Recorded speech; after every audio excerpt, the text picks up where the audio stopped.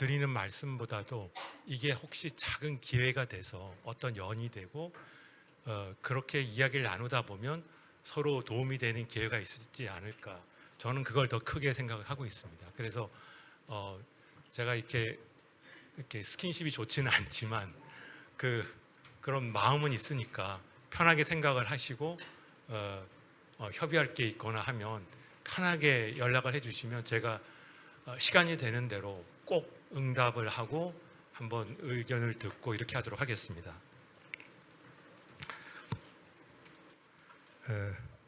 바로 시작을 하도록 하겠습니다. 이제 네 가지에 대해서 제가 말씀을 드리려고 하는데요. 그 중에 두 가지는 비대면 무역거래 사기에 관한 겁니다. 그래서 이 비대면 무역거래 사기에서 어떤 공개키 확인서라는 기술, 그리고 미니 분산 원장이라는 기술을 이용해서 어떻게 금융기관들이 새로운 사업계를 찾을 수 있을 것인지에 대해서 제 아이디어를 설명드리도록 하겠습니다. 그 다음에 세 번째는 비대면 실명 확인 프로세스에서 여러 가지 문제들이 많은데 여기서 여러 가지 나타나는 사기들과 그런 사기들을 방지하기 위한 어떤 액션을 통해서 어떤 사업 계획가 있을지, 그리고 마지막으로는 피싱 사기가 굉장히 많은데 이것을 방지하기 위한 쌍방 인증, 그리고 이 기술을 이용해서 어떤 사업 계획가 있을지를 설명드리도록 하겠습니다. 첫 번째, 비대면 무역에서의 사기에 관해서입니다.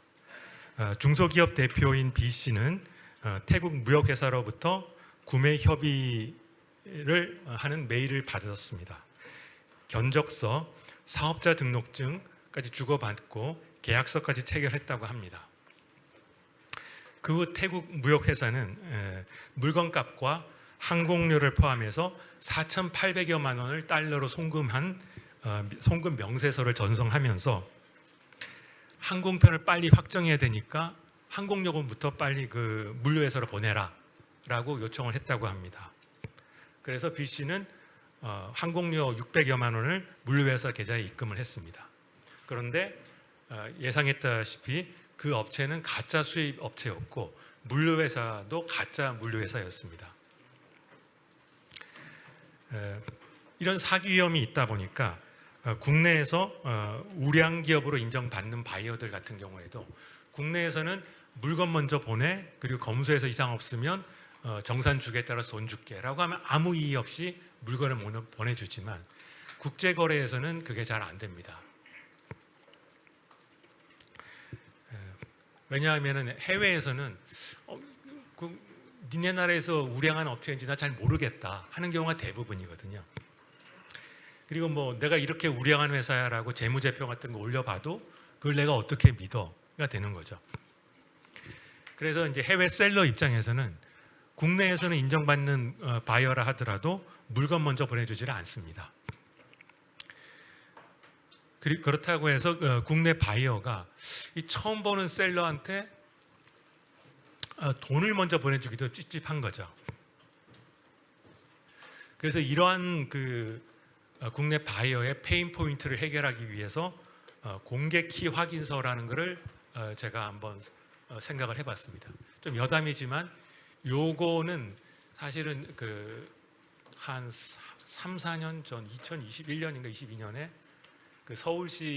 서울경제연구원에서 모집하는 서울혁신 챌린지 공모 프로젝트로 제가 제안했던 겁니다. 그래서 거기서 R&D 자금을 받아가지고 스타트업 운영하다가 하나금융그룹 회장님께서 핑크가 여러 가지로 좀 어려운데 네가 좀 맡아보면 어떠냐 해서 제가 이 자리에 왔습니다. 공개키 확인서는 인감증명의 디지털 세상 버전입니다. 그래서 인감 날인을 대신하는 게 우리 전자서명인데 이 서명자의 신원을 편리하고 정확하게 검증해 주는 수단입니다. 그래서 인감증명하고 이제 비교를 해보자면 둘 다 이 주체가 누군지를 식별하는 게 있겠죠. 그게 실명번호죠. 그리고 그 사람의 그 업체가 됐건 상호가 됐건 성명이 됐건 실명이 들어가죠. 둘 다. 그리고는 그 증명서 혹은 확인서 자체가 위조된 것인지 여부를 판별하기 위해서 누가 발행했다라는 그 명칭이 들어가죠. 그 다음에 인감증명의 경우에는 발행기관의 관인 이미지가 들어갑니다. 근데 이 공개키 확인서에는 발행기관의 전자서명값이 들어갑니다. 근데 인감증명에 뭐 행정기관의 관인이 찍혀 있는 거 보시면 아시겠지만 그게 위조된 건지 여부를 일반인이 판단하기는 어렵습니다. 그냥 맞나 보다 생각하는 거지. 근데 전자서명은 앱만 있으면 자동으로 식별을 해주죠.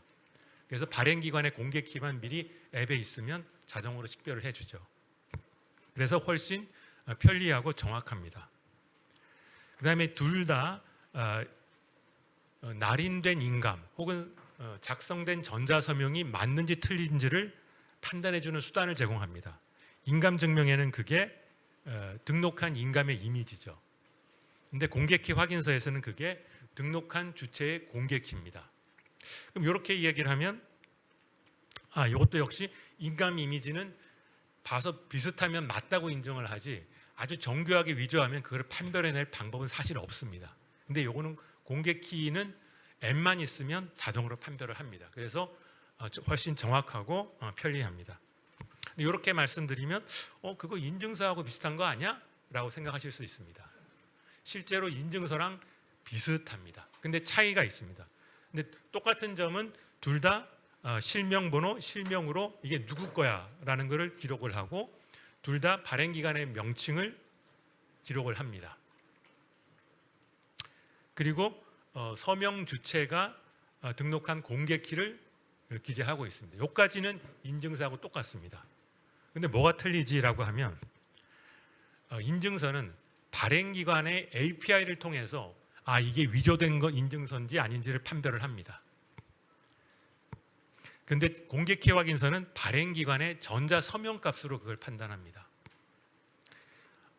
이 파일은 찍으실 필요 없고 원하시면 저한테 메일을 주시면 그냥 보내드릴게요.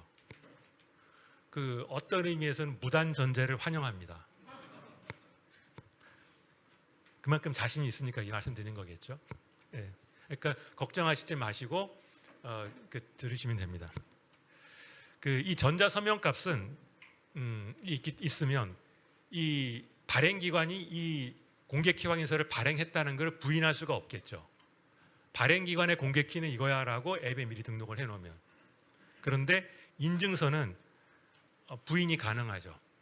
예를 들어서 뭐 이런 건 있어요. 예를 들어서 무슨 금융결제원에서 인증서로 전자서명한 거 이거 맞아 라고 전문을 보내온 거를 그 기록은 로그는 다 담고 있죠. 담고 있지만 그 로그 기록이 진짜 금융결제원에서 보낸 건지 거기서 그냥 임의로 작성한 건지 구분할 방법은 없습니다.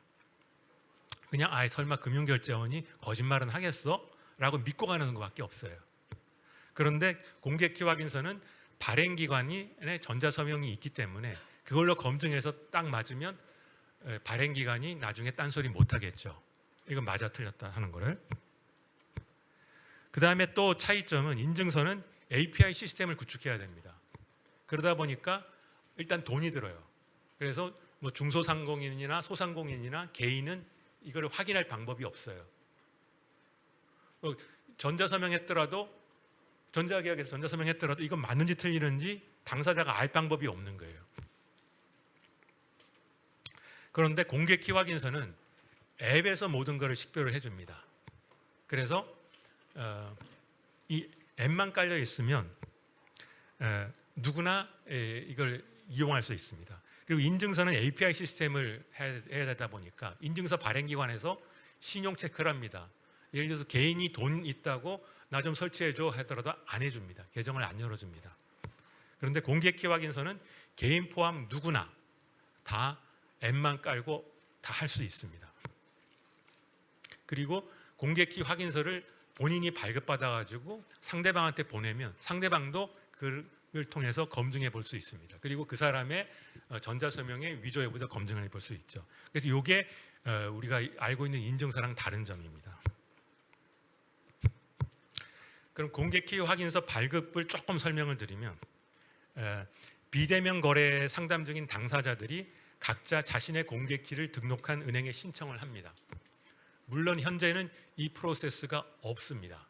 제가 몇 개 은행에 한번 이야기를 해봤더니 다 좋은데 나는 그 키사에서 인정받고 사설 인증서를 발행하는데 이거 하다가 괜히 키사에서 너 하지 마라고 하는 거 아니야? 하고 겁을 내서 안 하고 있습니다. 그게 현재 현실입니다. 그러면 이제 이론상으로 어떤 게 되냐면 발행만 해준다 그러면 여기에는 이 공개키왕에서 발급 신청하는 거는 마이데이터 이동 신청하고 유사합니다. 우리가 개인정보보호법의 이야기인가? 그 마이데이터 정확하게 법 이름은 모르겠는데 그게 개정이 되면서 데이터 주체가 이동권을 행사할 수 있게 돼 있습니다. 근데 그게 이렇게 막 이펙티브하게 이렇게 미치는 데는 좀 한계가 있죠. 말도 잘 안 듣고 그렇게 하는 상황이죠. 근데 법적인 권한을 행사해서 내 마이데이터 이동해줘 라고 주체가 신청을 하는 겁니다. 그러면 나는 누구야 하는 실명번호가 들어가고 이동할 마이데이터 항목들이 뭐야 하면서 내 실명 이동해줘, 내 생년월일 이동해줘, 그리고 내 성별, 전화번호, 공개키를 이동해줘. 여기서 이제 주민번호까지 들어가면 좋겠는데 이게 현행법상 주민번호는 못 주게 돼 있습니다. 그래서 이 주민번호 대신에 실명, 생년월일, 성별, 전화번호 이걸 결합을 해가지고 어떤 동일인 여부를 식별합니다.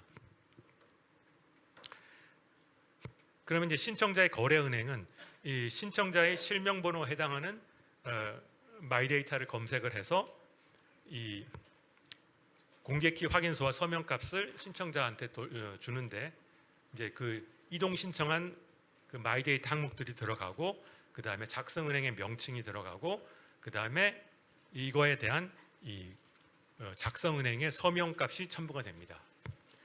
그러면 이제 신청자에서는 그 폰에서 자동으로 이 작성은행의 서명을 검증을 하고 그게 검증이 되면 이 공개키 확인서를 저장을 합니다. 이런 상태에서 서로 이렇게 공개키 확인서를 막 저장을 하는 거죠. 이건 마치 오프라인에서 인감증명서를 떼놓는 거하고 똑같아요. 그렇게 한 상태에서 서로 필요한 당사자한테 신원을 입증할 필요가 있을 때 예를 들어서 A와 B가 서로 무슨 계약을 한다든가 해서 서로 자기의 신원 정보를 입증하고자 할 때는 먼저 A부터 앱을 이용해서 자기의 공개키 확인서에 대해서 자기가 전자서명을 합니다. 그리고 그 공개키 확인서 발급받은 공개키 확인서하고 자기의 서명값을 같이 상대방한테 보냅니다. 그럼 상대방은 앱을 이용해서 그 공개키 확인서에 기재된 발행은행의 서명값을 먼저 자동으로 검증합니다.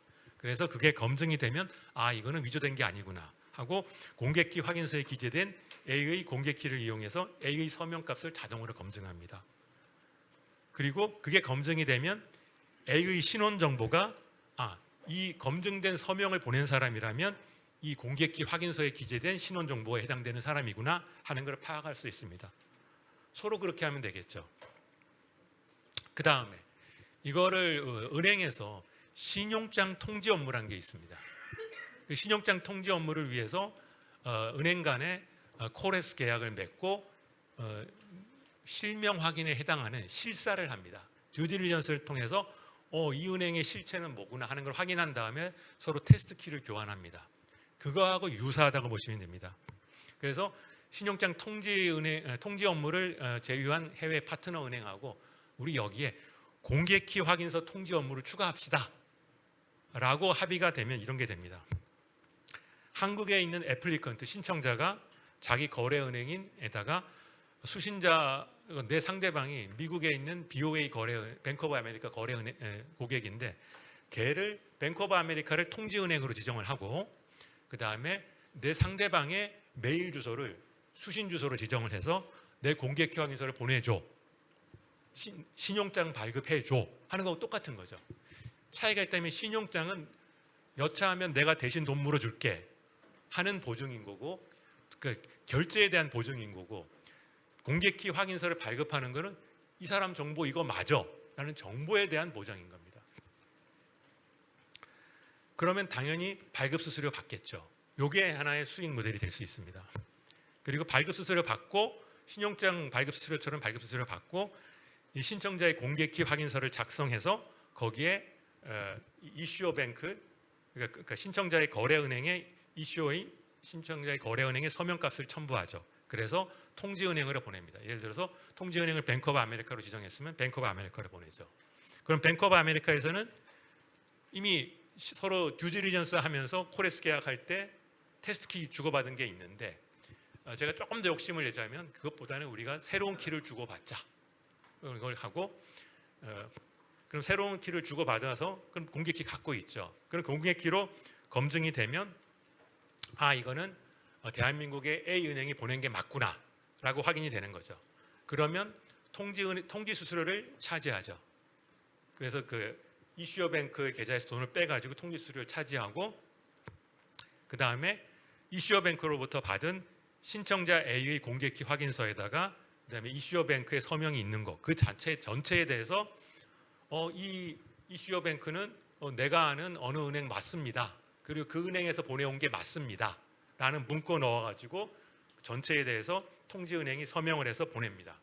그럼 베니피셔리, 즉 애플리컨트의 상대방인 베니피셔리는 일단 뭐 한국의 어느 은행이 했는지는 난 모르겠는데 내 거래은행이 서명은 맞네 하는 거는 거래은행의 공개키를 앱에 미리 갖고 있기 때문에 확인할 수 있습니다. 그러면 난 잘 모르겠는데 한국의 A은행이 거래은행이 거래하는 은행이니까 이건 믿을 만한 데네.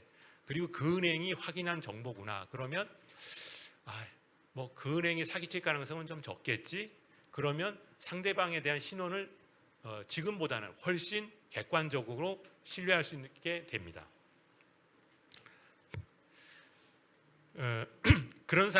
그리고 이런 공개키 확인서를 좀 발급 좀 해주면 안 될까 하는 무역 플랫폼이 있습니다.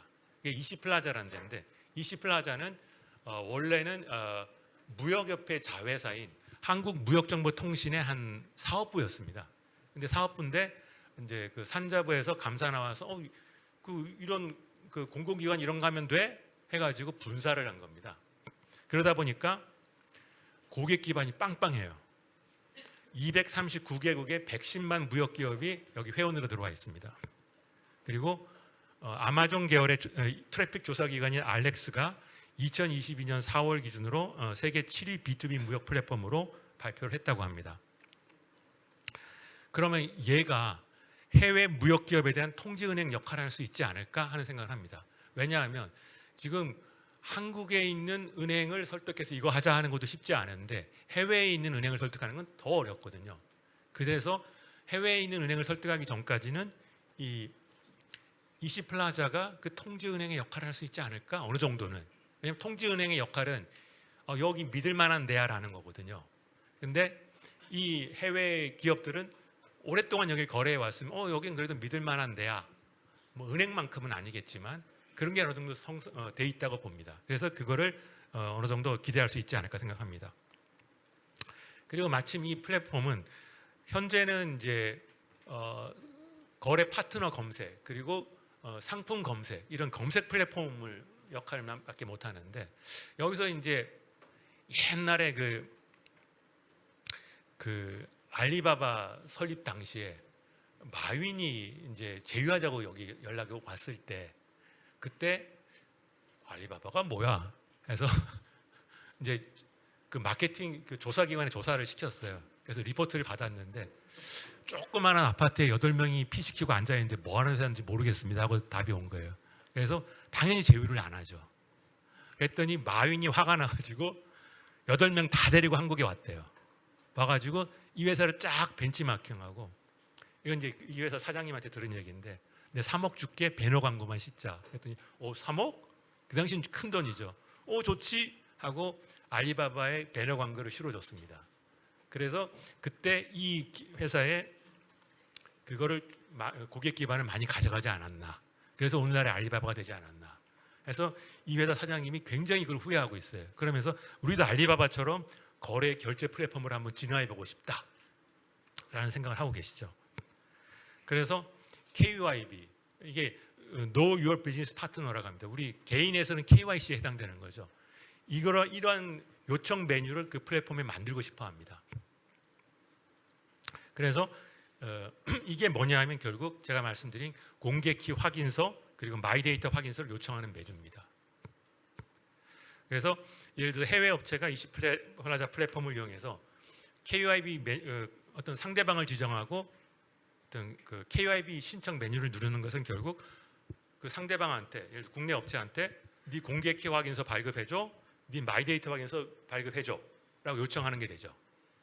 그럼 국내 업체는 거래은행에다가 그 본인 확인하고 공개 키 확인서하고 마이데이터 확인서 발급해줘라고 신청을 하게 됩니다. 그러면 여기서 본인 확인한 다음에 당연히 발급 수수료를 받고 공개 키 확인서하고 마이데이터 확인서를 발급해 줍니다. 여기서 공개 키 확인서가 뭔지는 아실 거고, 여기는 이제 그 신원 정보가 들어가죠. 뭐 사업자 번호, 뭐 법인 번호, 그리고 뭐 대표자 성명, 대표자 뭐 이런 것들, 주소 이런 것들, 이런 것들이 들어가고, 마이데이터 확인서에는 이 업체가 우리 은행에 통해서, 지금은 아니지만 곧 오픈 플랫폼이 법인도 이제 적용이 되죠. 그러면 대한민국 모든 금융기관에 개설되어 있는 예금 잔액이 얼마고, 대출 잔액이 얼마고, 그 다음에 관세청 산하 무역정보통계진흥원에서 발급한 수출입 실적 확인서에 의하면 이 업체는 상품 코드 몇에 대한 수입 실적이 얼마이고 수출 실적이 얼마이고, 이런 데이터들을 나는 그 데이터가 위조됐는지 여부는 모르겠는데 나는 어느 기관으로부터 이런 데이터를 받은 건 확실해 하고 스테이트먼트를 쓰고 거기에 그 은행의 전자서명을 붙이죠. 이게 마이데이터 확인서죠. 이거를 발급해서 해외 업체한테 보내죠. 보내는데 20플라자 플랫폼을 통해서 보냅니다. 그러면 이 은행이 바로 보내면 한국의 A은행 뭔지 모르겠는데 하는데, 20플라자가 이 은행은 한국의 대단한 은행이야 라고 해주면, 아 그래? 20플라자가 저렇게 말하면 뭐 사기는 아닌가 보네 정도는 생각할 겁니다. 이렇게 이제 거래은행이 확보한 국내 바이어에 대한 객관적 신원 정보와 신용 정보를 해외 셀러에게 신뢰할 수 있는 방법으로 제공을 했죠. 그러고 나서 우량 바이어가 봤지, 나 이런 회사야. 그러니까 일단 소액부터 한번 해보자. 너 물건 먼저 보내봐. 내가 너무 있고 돈을 먼저 보낼 수는 없잖아. 내 신원과 내 신용은 어느 정도 확인이 됐으니까 물건 먼저 보내봐라고 하면, 그래 한번 소액부터 해볼까 할 수 있겠죠. 그러면 그게 국내 수입 업체들의 애로사항이 해결되는 거죠. 근데 이런 거를 하는 은행이 아직 없어요. 근데 한번 해보자 했더니 MOU를 체결하는 은행은 딱 하나 있습니다. 뭐 어딘지 짐작은 하실 거예요. 근데 MOU만 체결해 놓고 아직 개발 착수도 못하고 있어요. 그래서 그때까지 기다릴 수가 없어서 핑크가 뭐 땜빵 한번 해보자 해서 저희가 7월 9일 날 신원정보 조회 보고서라는 걸 론칭을 했습니다. 이건 뭐냐면 아주 쉽게 생각해서 아직 법인에 대해서는 못하고 개인에 대한 건데, 우리 왜 어디 사이트 가입할 때 본인 확인하죠? 통신사 이용해서. 그 정보예요. 그래서 핑크 고객이 신청을 하면 이 사람의 본인 확인을 했더니 통신사가 이 사람의 본인 확인 정보는 이거라고 합니다. 통신사가 거짓말했는지는 핑크가 책임하고 못 져요. 근데 통신사가 이렇게 얘기했다는 거는 맞아요 하고, 근데 통신사가 거기에 전자서명 안 해주죠. 그래서 통신사가 부인할 수는 있어요. 그래서 근데 그 가능성은 알아서 판단하세요 라고만 해줘도 얼마나 도움이 되겠어요. 예를 들어 당근마켓에서 그 중고거래 하는데 나 이런 사람이 할 때 우리 어떻게 하죠? 신분증 사진 주고받죠. 근데 찝찝하죠. 주는 사람 입장에서는 야, 이 사진 가지고 뒤에 설명하겠지만 내 카드 발급 받을 수 있는데 받을 수 있어요. 신분증 사진만 있으면. 그거 찝찝하죠. 받는 사람 입장에서는 이거 저 사람 거 맞아? 찝찝하죠. 근데 야, 너 핑크 앱 다운로드 받고 서로 신원정보 조회 보고서 주고받자 하면 그 문제가 해결됩니다. 예를 들어서 그 이장우는 이제 이 일을 하는 실무 매니저인데, 이 친구의 신원정보 조회 보고서를 딱 받아보면 이 식별 번호는 도메인 아이디예요. 그 핑크에서 부여한 도메인 아이디고 실명, 그리고 이 사람은 이제 SKT를 이용해서 본인 확인했는데 SKT에서 확인한 이 사람의 생년월일, 성별, 전화, 휴대폰 번호, 그리고 SKT에서 확인한 일시, 요까지가 핑크가 나는 이걸 로그로 받은 건 있어. 그러면 이 로그 데이터에 대해서는 우리가 위변자 안 했어라는 것을 하기 위해서 하나 데이터 받을 때마다 그것에 대한 해시값을 딱 보관을 합니다. 그래서 DB의 해시값을 데일리로는 보관을 합니다. 그러면 그 해시값하고 이 데이터하고 차이가 안 나면 적어도 핑크가 언제 이후에는 바꾸지 않았다는 건 입증이 되는 거죠. 근데 핑크가 정말 그 데이터를 받았는지를 입증할 방법이 없어요. 그거는 나중에 이 프랙티스가 계속 쌓이고 쌓여서 유저들이 왜 통신사에서 니들은 그거 안 해줘? 라고 하면 그때는 바뀔 수 있겠죠. 근데 그때까지는 핑크가 땜빵을 할 겁니다. 그리고 우리가 이렇게 써요. 위 식별보행에 해당하는 회원의 신원 정보를 상기 조회 기관, 여기 SKT죠. 으로부터 위와 같이 통지받았음을 보고합니다. 보고자 전자서명, 이게 핑크의 전자서명이에요. 그래서 핑크는 이거에 대해서 나중에 딴소리 못합니다. 요까지만. 요걸로 공개키 확인서에 땜빵을 좀 하고 있습니다. 그리고 요것도 아직 우리가 현재는 베타 서비스를 시작을 한 거고 이제 계속 이제 피드백을 받아서 상용화까지는 좀 추가할 게 좀 있습니다. 자, 요까지가 이제 비대면 무역거래 사기와 이것을 극복하기 위한 공개키 확인서 사업기에 대해서 설명을 드린 겁니다. 다음은 미니 분산 원장이라는 활용 기회를 좀 설명을 드리겠습니다. 우리가 이제 발급은행의 서명값이 첨부된 A의 공개키 확인서를 전송하면 B는 그 공개키 확인서에 대한 발급은행의 전자서명을 검증함으로써 그게 검증되면 A의 공개키를 확인할 수 있죠. 그 상태에서 전자문서에 A가 서명을 하고 서명값이 첨부된 전자문서를 B한테 송부하면 그 A의 공개키 확인서를 이용해서 앱에서 A의 서명값을 검증할 수 있죠. 그러면 그게 검증되면 내가 A가 누군지는 아직 몰랐는데 A의 공개키 확인서에 기재된 신원 정보에 해당하는 자가 이 서명을 했구나 하는 거에 대한 증거를 확보하게 됩니다. 그 다음에 공개키 확인서에 기재된 신원 정보에 해당하는 자가 전자문서에 서명한 증거를 확보한 후에 그 문서 그리고 공개키 확인서 그리고 서명값 이 전체의 일병량 함수값인 해시값을 산출해서 블록체인의 어느 블록에 기록만 해두면 그 블록이 생성되기 이전에 이게 존재했다는 증거가 되겠죠. 근데 그거를 대체하기 위해서 어느 은행도 안 해주니까 핑크가 또 땜빵을 했습니다. 그게 이제 어그리라는 솔루션으로 한 건데 이 핑크 앱에 보면 이렇게 전자계약 어그리라는 그 메뉴가 있고 이거를 선택하고 그 다음에 이건 샘플인데 이장훈이라는 사람이 야 네가 알바 역할해 매니저니까 그리고 제가 사장 역할하고 너하고 나하고 알바 계약하는 걸 한번 해보자. 이게 고용계약서 알바 계약을 딱 쓰고 근데 보통 알바 계약을 보통 안 하죠. 근데 하라고는 하죠. 근데 사장님 입장에서는 첫째 알바 신청자가 누군지 몰라요. 그리고 신분증 사본 먼저 보내요. 그러면 찝찝해하죠. 누군지도 모르고 알바를 시작하는 거예요, 보통은. 근데 아까 말씀드린 신원정보 그 조회 보고서를 서로 주고받으면 누군지는 알게 되죠. 그 상태에서 고용계약을 서로 해요. 사장하고. 이게 그 샘플입니다. 고용계약서 이장훈하고 한 거. 그리고 이 계약서 문안을 업로드하고 그 다음에 사장인 내가 먼저 서명을 합니다. 그러면 여기 사장 서명 완료라고 뜹니다. 그 다음에 보내기라고 하면 초청하기라고 하면 이장훈의 핸드폰으로 가죠. 가면 이장훈이 핑크 앱 깔고 아 이게 그거구나 하고 계약서 내용 읽어보고 서명하기 누르면 본인의 인증서를 이용해서 서명을 하죠. 그러면 알바생 이장훈 서명 완료가 뜹니다. 거기서 예를 들어서 상대방인 알바생을 선택을 하면 알바상에 그 신원정보 조회 보고서가 뜨죠. 그리고 이 만약 그 상태에서 이 남긴 증빙 내역 보기 이거를 선택하면 서명 검증 조회 보고서가 뜹니다. 이 서명 검증 조회 보고서에는 이 계약서를 누가 업로드했느냐, 조현준이 했다. 그 사람의 생년월일과 전화번호는 이거다.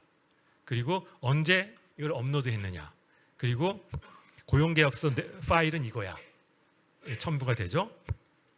그 다음에 서명자 조현준의 그 인증서 발행기관에서 확인한 신원 정보는 이거야. 생년월일, 성별, 전화번호. 그리고 인증서 발행기관은 하나은행이야. 하나 인증서를 했으니까. 그리고 서명 검증일은 이거야. 그리고 상대방인 알바생 이장우는 생년월일과 성별과 전화번호는 이렇고 얘는 토스뱅크에서 발행한 인증서를 해서 서명을 했어. 일자는 이거야. 요까지가 있고 거기에 대해서 핑크에서 위와 같이 수신하였음을 확인합니다. 언제? 그리고 위 신원 정보에 해당하는 각 회원들이 위 설명문 및 계약서에 작성한 전자서명들을 위 전자서명에 사용된 인증서를 발행한 위 기관들에게 검증 의뢰한 결과 정상적으로 서명되었다는 회신을 하였음을 확인합니다. 그리고 핑크에 전자서명을 붙입니다. 그래서 여기는 그 인증서 발행 기관이 하나은행이나 토스뱅크가 거짓말했는지 여부에 대해서는 핑크는 책임 못 집니다. 그리고 걔들이 확인했다는 거를 나중에 딴소리하는 것도 책임 못 집니다. 그런데 우리 핑크가 이런 게 받은 그 시점부터 그 로그 데이터 이게 유변조 안 됐음을 증명합니다. 그리고 이거에 대해서는 핑크가 책임집니다. 까진 거죠. 일단은 이게 최선이에요. 이렇게 해놓고 이게 딱 보편화되면 나중에는 야 인증서 발행기관 니들도 서명 좀 해줘 라는 어떤 사회적인 요구가 되면 전체가 완성되겠죠. 그런데 이제 이러한 이제 그 블록이 생성 시점 이전에 그 전자문서의 내용에 대해 상대방이 서명한 증거를 보관하려고 그러면 지금은 이제 그 분산원장이 구비된 노드 시스템이 있어야 되겠죠. 근데 이 시스템은 비용이 수반되고 관리에도 수고가 들어갑니다. 그래서 개인은 이걸 구비하기가 좀 어렵습니다. 이런 포인트를 해결하기 위해서 내가 사실 개인이 필요한 거는 자기 증거가 있는 블록만 있으면 되거든요. 그러면 아주 극소수의 블록만 보관하면 되고 그럼 미니 분산원장으로 되지 않을까. 그러면 금융기관에서 뭐 뱅킹에 발행하는데 거기에 모듈을 조금 넣어주면 되지 않을까. 그러면 이게 필요한 사람은 어떤 앱을 먼저 쓸까. 여기에 하나의 그 사업 기회가 있다고 저는 생각을 합니다. 그다음에 이시플라자 같은 경우는 이제 그 검색 플랫폼에서 거래 플랫폼으로 발전하고 싶죠. 그래서 발주, 계약 체결, 인보이스 발행, 그리고 무역금융 신청 및 대금 결제까지 원스톱 서비스를 하고 싶어 합니다.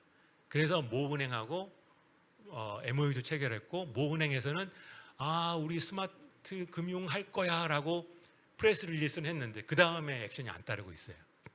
일단 사진은 찍었고 쇼잉은 했거든요. 그래서 이시플라자는 자, 2년 빨리 지나가라. 2년만 지나면 독점 기간 끝나. 그러고 있어요. 그 2년이 금년 말입니다.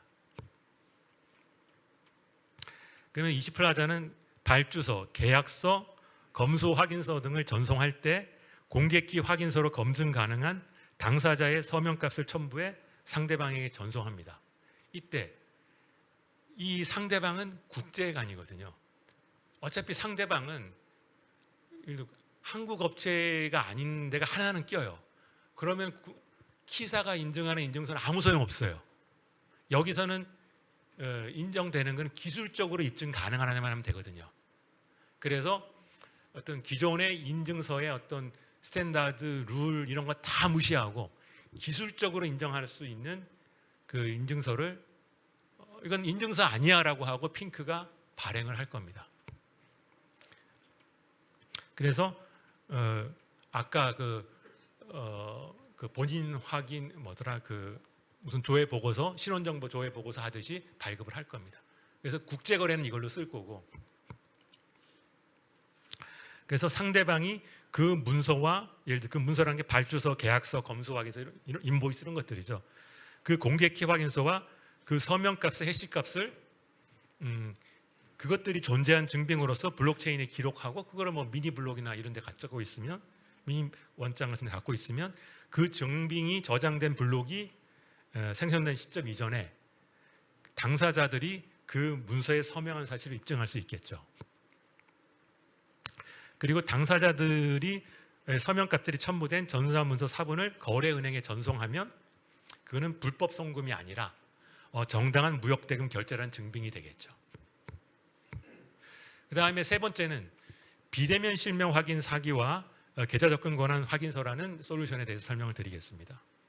잘 아시다시피 비대면 실명 확인 그 프로세스는 이 네 가지와 이 네 가지 중에 두 가지는 반드시 선택을 해야 되고 보통 본인 명의 휴대폰 소지 확인을 추가로 하기를 권장을 하고 있습니다. 그런데 신분증 사진 검증에 허점이 있습니다. 첫 번째는 스미싱을 통해서 확보할 수 있습니다. 이런 문자 가끔 받으실 거예요. 대부분 스미싱이죠. 이건 뭐지? 라고 선택을 하면 링크 선택하면 원격 제어 해킹 프로그램이 설치되고 폰에 신분증 사진 갖고 있는 사람 많아요. 이거 확보합니다. 그리고 다른 거래에 미끼로 하기도 합니다. 당근 거래할 때 확보할 수 있어요. 그리고 본인 명의 휴대폰 소지 검증에도 허점이 있습니다. 휴대폰 개통을 위해서는 보통 1단계로 실명 확인을 한 후 2단계로 본인 인증을 하는데 알뜰폰의 보안 시스템은 통신 3사에 비해 취약하다고 합니다. 일부 알뜰폰 사업자의 보안 시스템을 해킹해서 본인 확인 과정을 조작할 수 있다고 합니다. 실제로 이런 일들이 많았다고 합니다. 있는 게 아니라 굉장히 많았다고 합니다. 심지어는 알뜰폰 판매자가 사기꾼하고 내통하면 답이 없습니다. 스마트폰 매장을 운영하는 김모 씨는 본인이 아니어도 신분증만 있으면 오프라인으로 개통해주는 알뜰폰 업자들이 있다고 진술도 한답니다. 신분증만 도용하면 알뜰폰 개통이 가능하고 알뜰폰까지 개통하면 신용카드 발급 가능합니다. 한번 해보세요. 그러니까 본인 거로 해보든가 본인 거로 해보면 되죠. 되나 안 되나. 그리고 신분증 사진 위조도 용이하다고 합니다. 그 인스타그램에 한번 샵 위조해서 검색 한번 해보세요.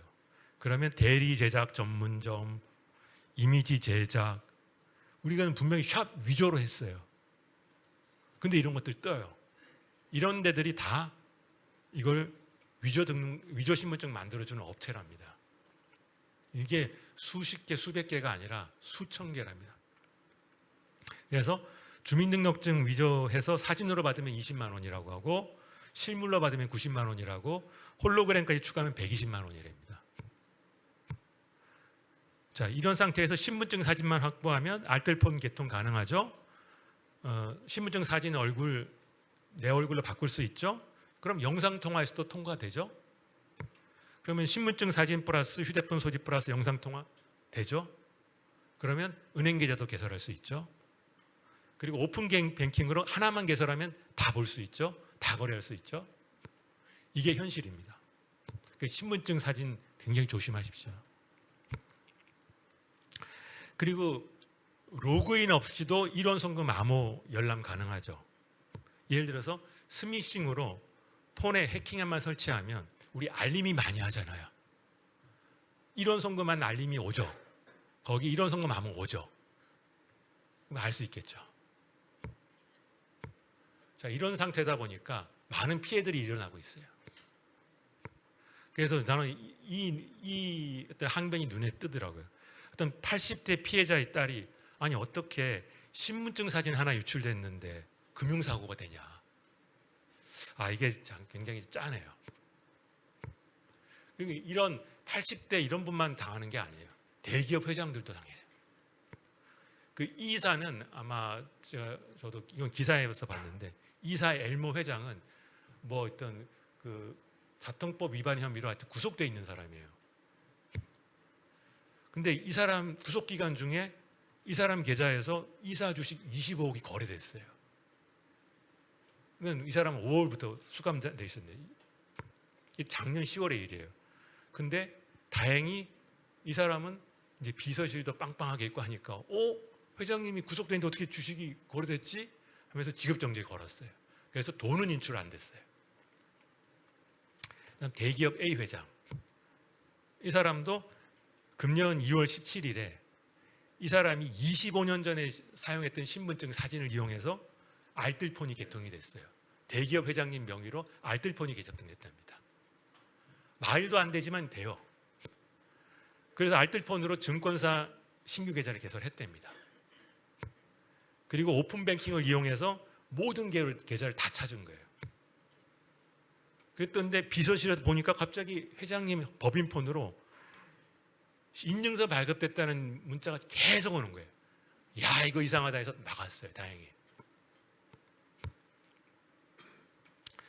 이거에 대해서 법원에서는 어떻게 판단을 하느냐. 금년 5월, 그러니까 몇 달 전이죠. 서울중앙지법의 판결은 이렇습니다. 금융기관이 비대면 실명 확인 가이드라인을 준수했어도 그래도 그거는 행정상으로는 니들이 알아서 할 거고 법적으로는 금융기관 책임이야 라는 판결이 나왔습니다. 그 A씨는 23년 3월 문자 청첩장을 수신했고 그 링크를 선택해서 해킹앱이 설치되고 폰에 저장돼 있던 운전면허증 사진하고 개인정보가 탈취가 됐죠. 그래서 A씨 명의의 신규 폰이 개통이 됐고 운전면허증 그리고 일원송금 암호 그리고 휴대폰 본인 명의 휴대폰 소지 다 통과됐죠.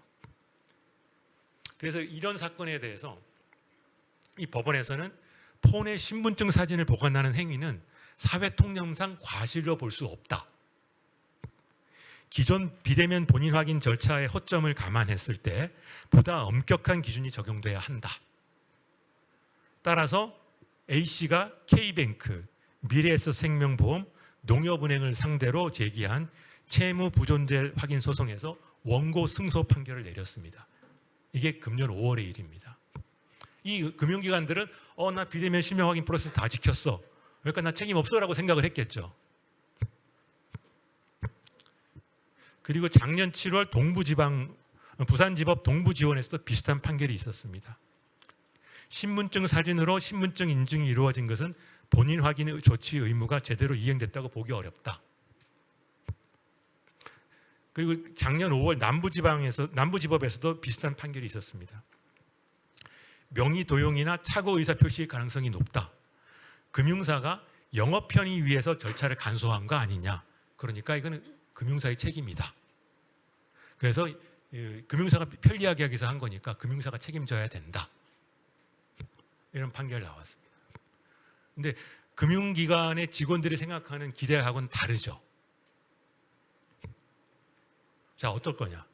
이게 현실인데 다만 이런 일이 몇 건 안 발생했는 것뿐이지만 이게 앞으로 계속 발생하고 하면 어떡할 거냐? 현행 비대면 실명 확인 가이드라인에 따르면 여기 4가지는 중에 2가지는 의무적으로 선택해야 되고 1가지를 추가 선택할 수 있는데 이 접근 매체 전달 시 확인 이거는 불편해서 사용을 못하고 이 위에 3가지는 위조가 용이합니다. 그리고 일원 송금 암호는 위조가 가능하지만 난이도가 좀 있습니다. 그래서 개선안은 상대적으로 난이도가 있는 일원 송금 암호를 필수화하되 보안성을 강화하고 편의성을 제고하는 방법입니다. 그 솔루션에 대한 구체적인 방법은 제가 시간 관계상 생략을 하고 자료를 보시면 될 것 같습니다.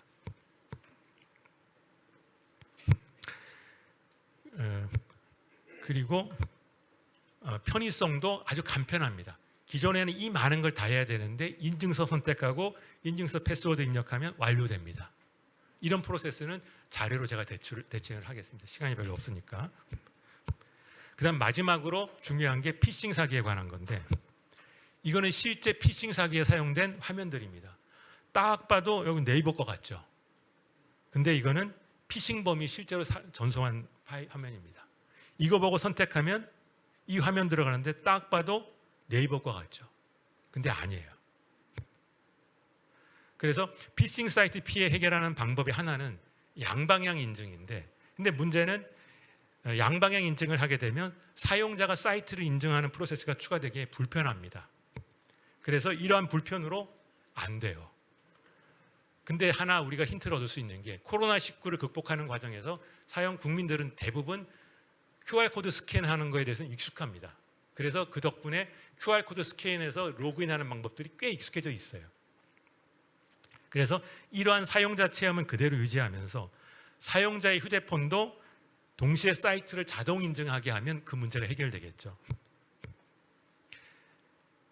그래서 QR코드 하나만 스캔하면 사용자판에서 사이트의 이 QR코드에는 이 도메인 값이 있어요. 그럼 도메인 값을 이용해서 요 구체적인 건 자료로 대처할게요. 한번 읽어보세요. 그러면 그 자동으로 서로 인증하게 됩니다.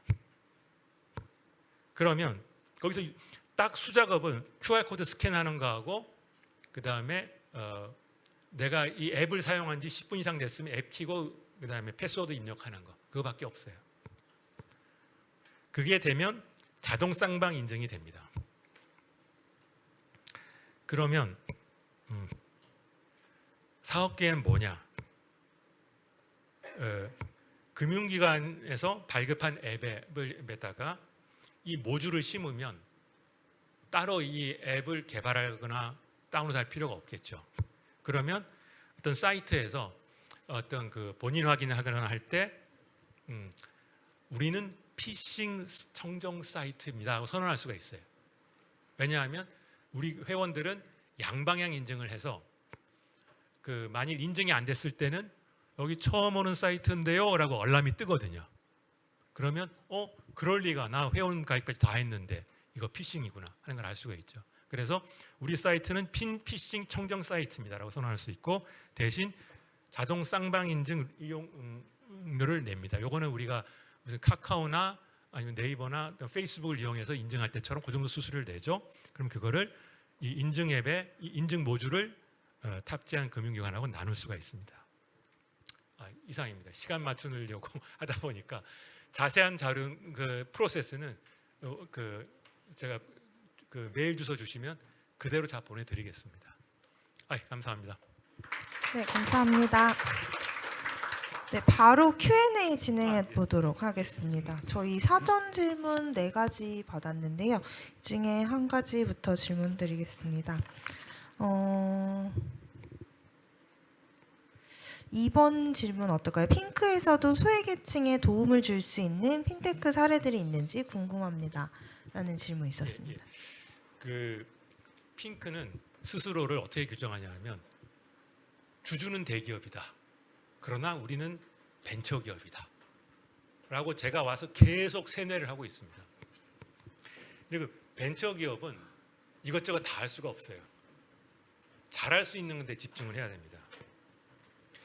그래서 핑크보다 더 잘하는 플레이어가 있는 거, 그거는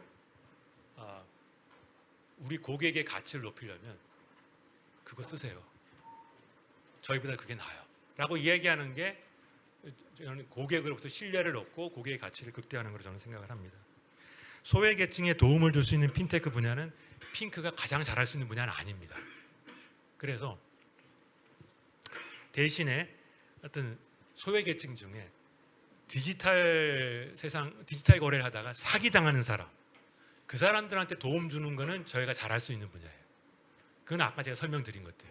그래서 저희는 어떤 금융적으로 소외계층에 도움을 주는 쪽은 저희가 안 하려고 해요. 그건 다 잘하는데 많으니까 맡기고, 저희는 그 소외계층이 디지털 사기를 당하는 걸 막는 쪽에 저희는 집중하려고 합니다. 이걸로 답하겠습니다. 네, 혹시 현장 질문 있으신 분 있으실까요?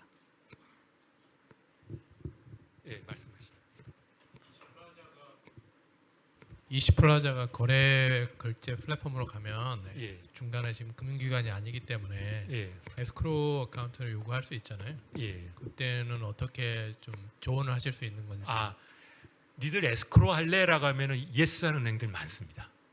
에스크로는 이미 그 검증된 서비스고 프로세스이기 때문에 그거는 할 은행들이 많습니다.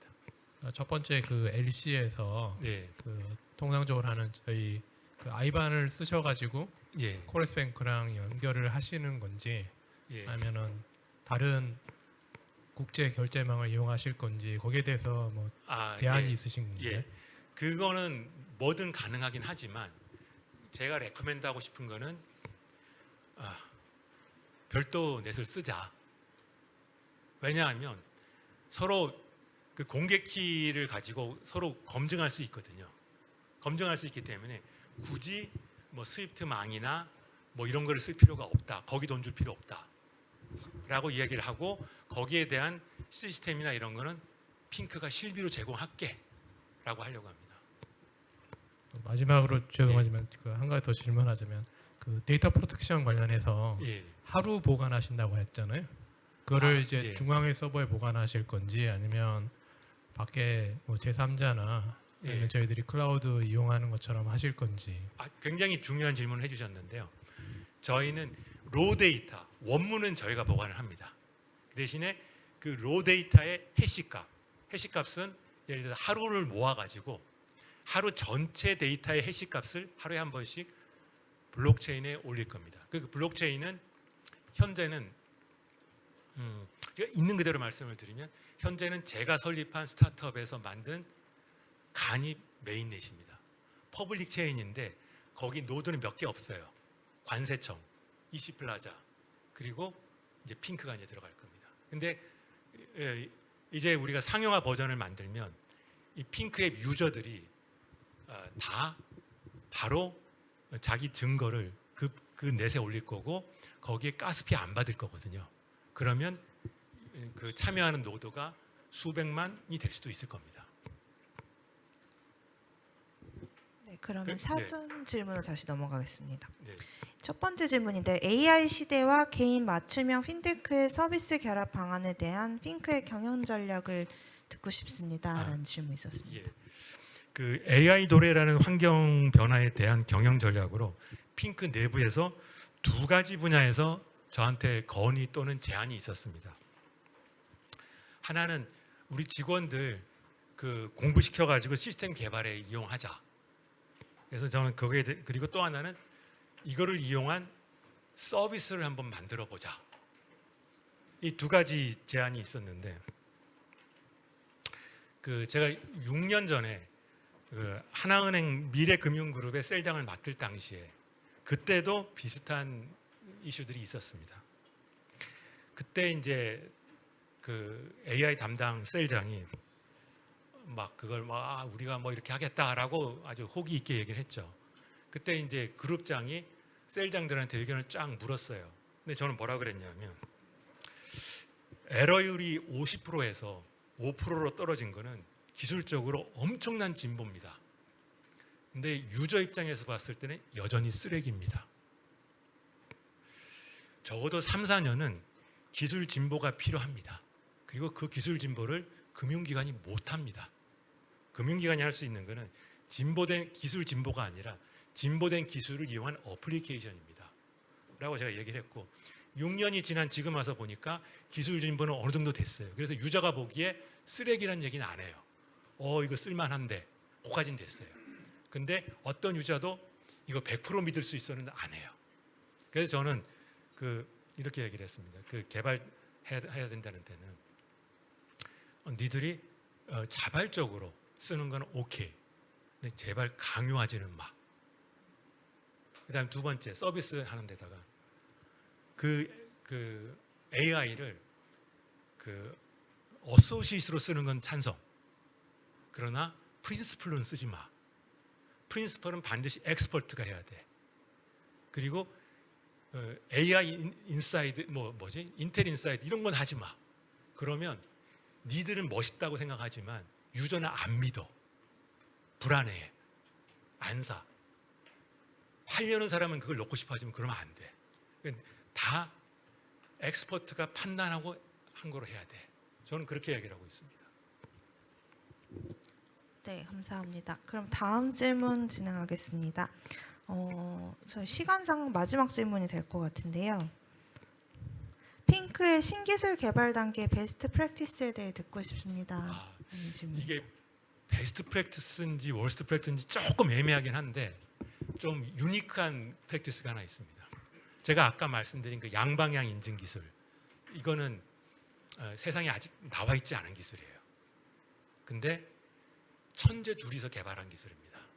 한 사람은 재작년에 재작년인가 3년 전인가 사망한 사람인데 사망했을 때 전자신문에 이런 기사가 떴어요. 대한민국 IDC의 아버지 존 밀버는 사망. 대한민국의 IDC를 센터를 도입한 사람이에요. 그러니까 미국 사람이고 어릴 때 14살 때 펜타곤을 해킹하고 그런 해커였어요. 그때 같이 해킹한 사람이 여러분들이 다 알고 있는 스티브 와즈와닉. 스티브 와즈와닉 맞아요. 그러니까 스티브 잡스하고 같이 애플을 창업한 스티브 와즈와닉. 그 친구하고 같이 해킹을 하던 친구인데 그 포항공대를 설립할 당시에 그 박태준 회장하고 그다음에 그 김옥일 초대 총장이 이 사람 명성을 듣고 버클리 대학을 찾아간 거예요. 그 로렌스 버클리 국립과학연구소의 수석 과학자로 있던 이 친구를 찾아가서 스카우트에 왔어요. 그래서 이 친구가 만든 게 국내 최초의 포항 가속기입니다. 이 친구는 원래 물리학자예요. 핵물리학자인데 그러다가 이제 뭐 그거 다 끝나고 다시 취업한 곳이 데이콤이고 데이콤에서 이제 IDC 센터라는 컨셉을 도입해요. 그리고 도입한 컨셉들이 와이파이 도입하고 컨셉 도입하고 인터넷 서비스 프로바이더 컨셉 도입하고 IOP 도입하고 그리고 나중에 인터파크를 공동 창업합니다. 사내벤처로. 그리고 G마켓을 사내벤처로 공동 창업합니다. 그래서 나중에 이베이의 G마켓을 매각할 때 이사회 의장까지 했습니다. 그러니까 이 친구하고 또 하나의 천재는 누구냐 하면 요거는 이제 말씀드리면 안 되겠네요. 왜냐하면 그 친구가 음지에서 일하는 친구라 말 안 될게. 하여튼 근데 그 친구하고 둘이서 그 친구는 뭐라 그러냐면 저한테 네가 링크드인을 신청했더니 너 그러면 어느 국가기관에서 너도 감시당해라고 하는 친구예요. 그래서 그건 이야기를 하지 않겠습니다. 그래서 그 둘이서 만든 기술인데 근데 얘들은 레퍼런스가 없어요. 있을 리가 없잖아요. 한 사람은 죽었지 한 사람은 음지에서 일하는 사람이 있어요. 근데 저는 기술은 좋은 거예요. 근데 금융그룹 자회사에서 이 기술을 쓰려니까 방법이 없어요. 그래가지고 그 직원들을 설득을 했어요. 야, 니들이 반대했는데 사장이 시켜서 어쩔 수 없이 했다고 해. 품위문에 그렇게 써. 라고 해가지고 일단 POC까지는 했어요. 그랬더니 지주에서 이제 감사가 나왔어요. 감사가 나와서 아니 무슨 계약을 이렇게 해. 당연히 금융그룹 스탠다드에는 안 맞죠. 근데 이제 사장한테 뭐라 그럴 수는 없고 실무자를 쪼아야 된 거. 그러다 보니까 이 POC까지는 했는데 후속 계약을 못 하겠는 거예요. 그래서 근데 이제 얘는 오해를 하죠. 처음부터 계약할 의사도 없이 시간만 끌고 자기를 궁지에 몰아넣으려고 했다. 그러다 보니까 아이씨 나 핑크랑 안 해. 그러니까 제 입장에서도 안 그래도 속상해 죽겠는데 아이 뭐 그래 이렇게 하지를 못하고 그래 반도 이렇게 돼버리는 거예요. 그래서 그 대신에 이제 그럼 대체 인력을 찾아보자. 그래서 이제 내노라 하는 선수들을 찾았는데 그 선수들이 하나같이 개 1, 2, 3예요. 도저히 같이를 못하겠어요. 그래서 지금 어떻게 됐냐 하면 그 중에 정말 착한 애 한 명 그리고 앱 쪽은 꾸역꾸역 했는데 서버 쪽이 지금 안 되고 있어요. 그래서 저도 일단 만들어봐. 내가 이론은 아니까 이론은 다 아니까 만들어보고 도저히 안 되면 내가 걔한테 찾아가서 야 그땐 미안했다고 얘기할게. 여기까지 오고 있어요. 그래서 이게 베스트 프랙티스 같기도 하고 월드 프랙티스 같기도 하고 하여튼 좀 유니크한 프랙티스입니다. 네, 답이 됐는지 모르겠네요. 네, 친절한 자세한 답변 감사합니다. 오늘 강연 여기까지 진행하도록 하겠습니다. 오늘 좋은 말씀 나눠주신 강사님께 모두 박수 한번 부탁드립니다. 감사합니다.